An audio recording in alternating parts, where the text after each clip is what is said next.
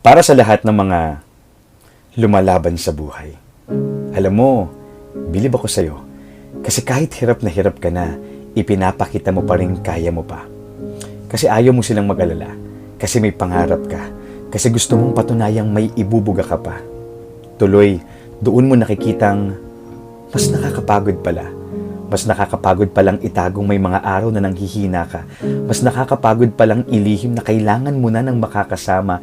Mas nakakapagod palang itangging kailangan mo lang ng kahit isang taong magsasabi sa iyo na kaya mo yan, magpatuloy ka. One realization that changed the way I deal with my battles. I don't fight alone. I fight in faith. I fight with my God. Why? Because in our weakness, He is our strength. In our doubt, He is our guide. And in our heartbreak, He is our breakthrough. Walang labang hindi na ipanalo ang Panginoon. Ipagkatiwala mo sa Kanya ang laban mo ngayon. God bless.